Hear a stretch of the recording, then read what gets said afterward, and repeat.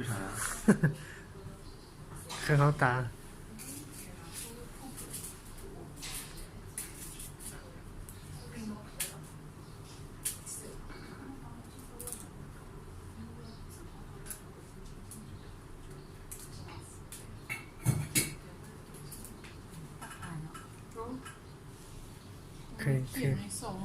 可以ใส่ในนี่ป่ะเคยปั้นในนี่ป่ะ ถ้าไปแต่ว่ามันสิเฉพาะบางจุดนะเขาจะสวนเขาสิเน้นเฉพาะบางจุดเขาจะใส่ อืม 你可以问一下他谈。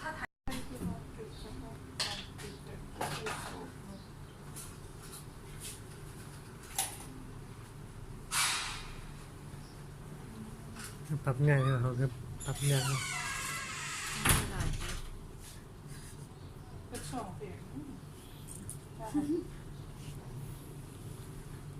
เขียนเข้าเขียนต้องไม่ใส่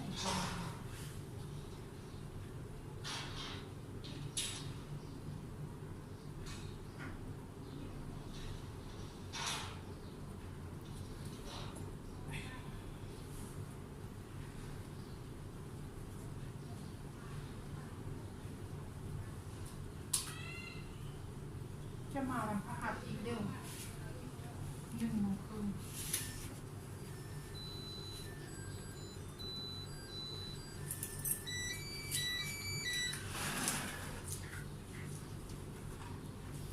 学中医难不难？嗯，我说学中医难吗？难吗？中医和西医哪个比较难点？那我肯定觉得西医，不，其实针灸上手很快，我肯但定觉得西医是学好很难。。中医也是一样，上手快一点，但学好很难。学好很难。就是其实中医其实最难的有其中针灸还可以，中医其实最难的是辩证。就其实你辩证辩得对，你的用药或者用针就会比较有指导性，就怕你症型变错了。